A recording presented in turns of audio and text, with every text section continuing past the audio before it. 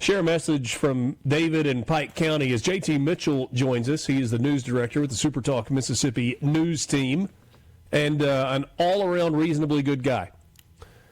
Richard and Will, you guys have greatly honored Lance in the words you've spoken of him since his passing. As longtime SuperTalk listeners, thank you for including the audience in recalling time spent with him as a friend and as a colleague. His personal warmth, humility, and humor came through on the air. No many Mississippians will miss his daily contribution to SuperTalk's programming. We pray for his family, pray that they are comforted by the outpouring of love and the assurance Lance's faith has led him to the eternal presence of God. That's from David in Pike County. David, thank you for that message. JT, good to be with you this morning. Certainly last week and today we've spent a lot of time talking about our friend and colleague. You were not immune to the jokes, the messages, the occasional barbs from our good friend. Absolutely not. Hey, Richard, good to be with you, and you guys have done a great job honoring Lance. You know, when people die, it stinks. It does. It never fails. And then when you start going through your daily life, you realize the little things that are missing. And so this morning I get here, I'm bouncing around the hallways, and it was weird not seeing Lance.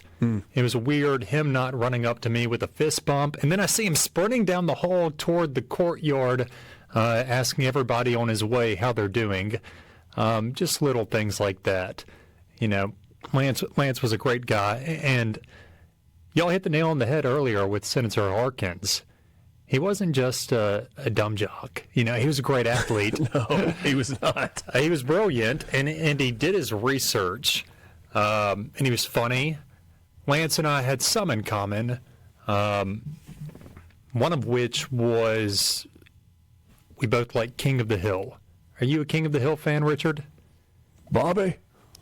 Yeah, that's what I'm talking about. So you are. And Lance and I went back through our text messages. We were texting about a certain episode recently. My church just launched its inaugural softball team, men's softball team, and I got tasked with putting it together. Had no idea what to expect, and so I went through the congregation, found a bunch of people who are involved and played sports at some point in their lives, right? Yeah. A lot of washed-up former athletes is what we are, and washed up is an understatement. We're very washed.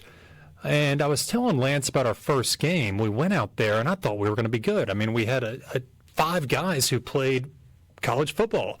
I thought we were going to be good. We get out there, and we just get waxed. I mean, we just get destroyed. It was 35-6 or something like that. Got You're admitting waxed. this? Oh, hang on. Because we didn't know what we were getting into. We got out there, and the league is a bunch of teams that have people who just got out of college baseball and in some cases just got done with the minor leagues. And so we got waxed, but we have gotten better. But Is there a home run limit in this league? There is. It's a 3 home run limit. We have not reached that yet. But it is a 3 home run limit. And I come back to Lance because he's a baseball guy. And I said, you know, you want to play? What do we need to do? He said, I'm not going to play. But you remember the King of the Hill episode? I said, are you talking about the one where they have a softball team and they play essentially what was the Savannah Bananas? Have you seen that episode, Richard? I have not. Okay, so Hank and company, they win their softball league, and so they win a chance to play against a team that's pretty much the combination of bench warmers and the Savannah Bananas. And they get out there, and these guys are warming up, and they're just throwing heaters underhanded down the pipe. And so the first batter gets up there, just get struck out. And they decide that they're going to start bunting. That's how they're going to win this game because they're just so far behind the 8 ball. And so they lay down a few bunts, they get some guys on base, and then they finally get 1 run in the top of the first. And they're celebrating like they won the College World, or like they won the World Series. And then and I think it was the Ace of Jewels was the name of the team. Then they get up to bat, and the final score was 65-1. And Lance said, I guess you can do that, but that only solves the top of the first. You got to figure out the other 4.5 innings. I said, all right, we'll keep this conversation going. Well, you're going to have to keep us up to date and let us know if it gets any better for you guys. I will. And one last thing. You know, Lance was a goofball, as a lot of us are in this building. During Saturday's service, I know everybody there noticed the power hiccup during one of the songs, right? For you people who weren't there, it went out and came right back on. It went out and came right back on. And I was talking to Nellie Neal afterward, and I said, you know, I like to think That's the garden mama. I like to think that was Lance popping in with one last prank to let us know that he's around. Bzz. Yeah, just a good guy, and we remember him, you know, as someone who was kinder than pretty much anybody else out there. I love that he said, no, I don't want to play with you guys. You guys stink. He didn't say the you guys stink part out loud, but he didn't want to join the team that was going to get drubbed. I don't blame him. We would have loved to have him, though. Yeah.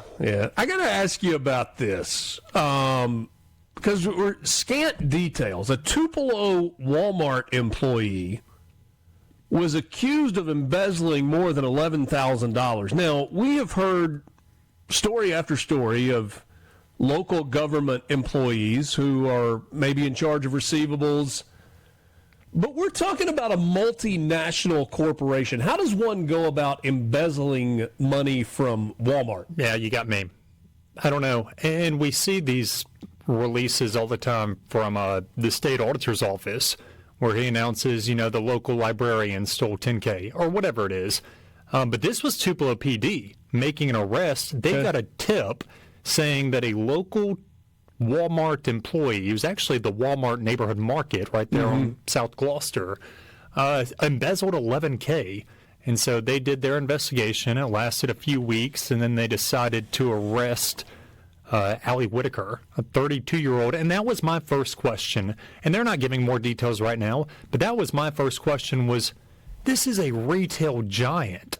Yeah. How does the local, and it's not even the big Walmart, I mean, this is the neighborhood market. How does the local neighborhood market employee embezzle $11K? Maybe she was in charge of the books for that specific location. I don't know the inside baseball behind Walmart.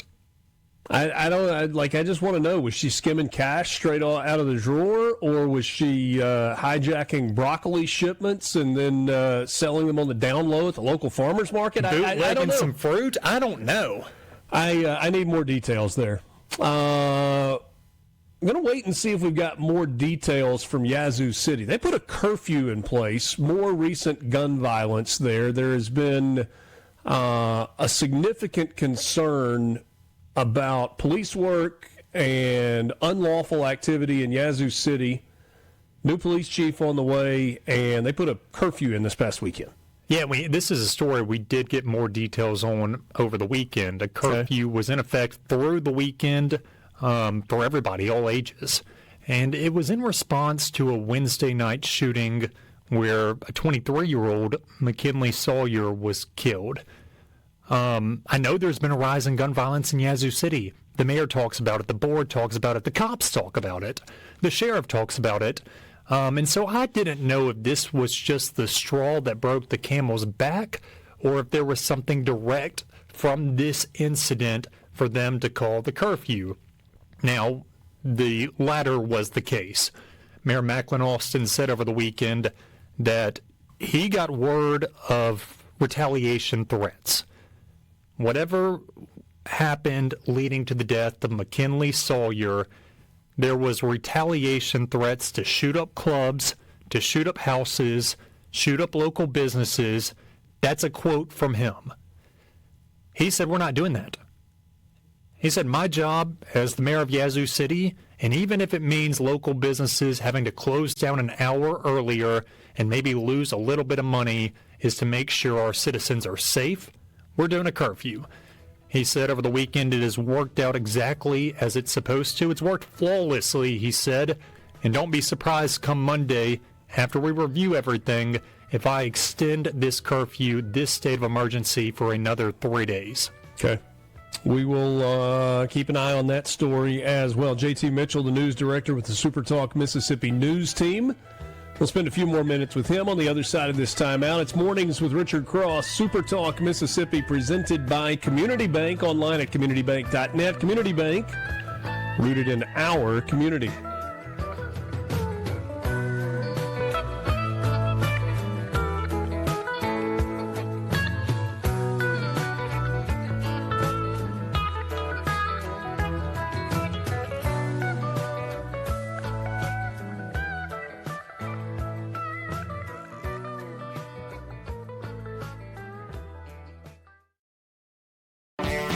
One last time with you this morning.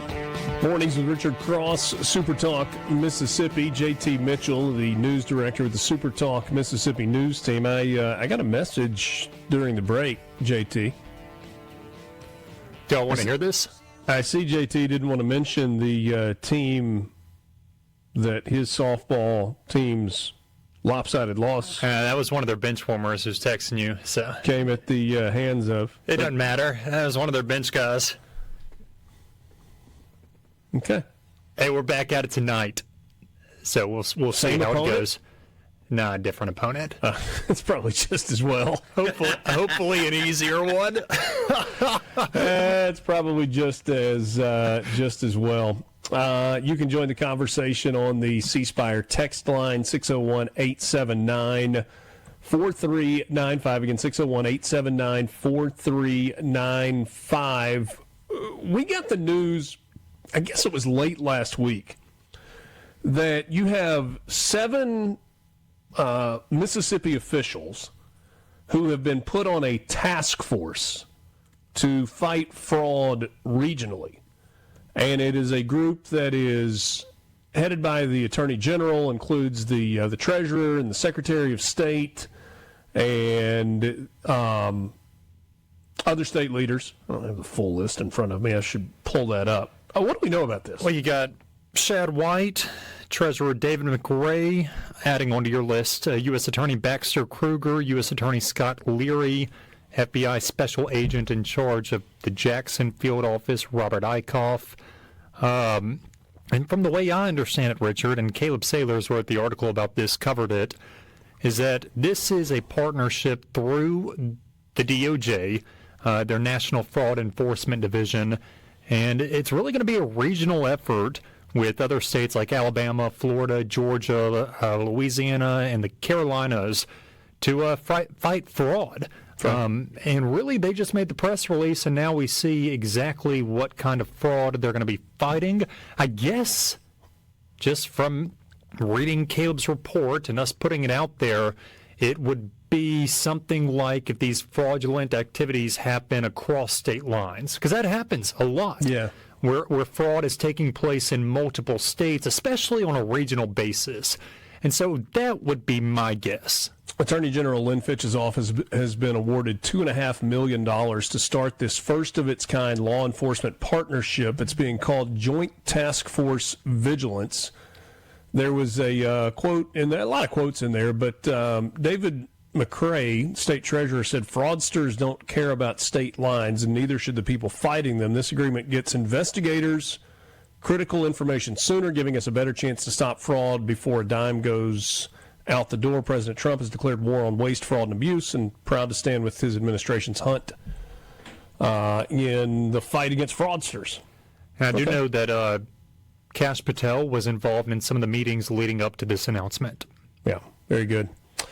We are close on football season. Just over a month away from the opening kickoff for college football season. High school football begins sooner than that.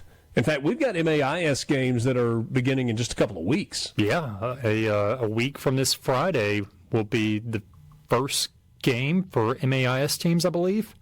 2 weeks. Maybe Jamborees first, and then Jamborees. I think it's August 14th, 15th. Yep. In there is when you get started. And then, of course, the MHSAA is always a little bit later than the MAIS when they start and when they wrap up.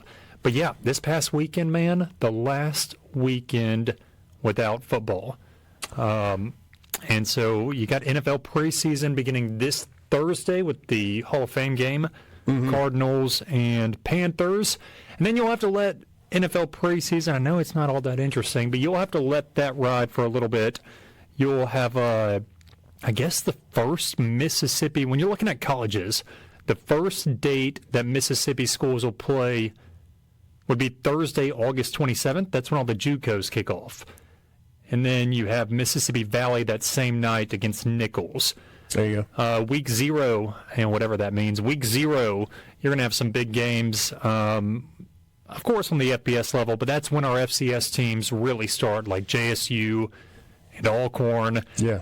And then Thursday, September 3rd, the Riverside Rumble between Belhaven and Millsaps. And then that next weekend, that's when it all happens. State, Southern, Ole Miss, everybody's getting after it. It's hard to believe it's already here. I've got my first assignment. It is Saturday, August 22nd. ESPN's doing a high school football showcase day. So that'd be like week -1 if week 0 is the following weekend. How about this? Battleground Academy out of Nashville. Yep. Where the quarterback is Bo Bryan, son of Luke Bryan, against St. Michael's in Fairhope, where Phillip Rivers is the head coach and his son is the quarterback, at 12:30 on Saturday, August 22nd in Fairhope, Alabama. Yeah, and isn't Phillip Rivers' team, don't they have 10 of his children starting? 11. 11. Oh, okay. He's got 11. the entire offensive side of the ball has the last name Rivers. Okay. Thanks for being with us on this Monday morning, August 3rd. For Will East and JT Mitchell, I'm Richard Cross. Mornings of Richard Cross presented by Community Bank. Have a great Monday.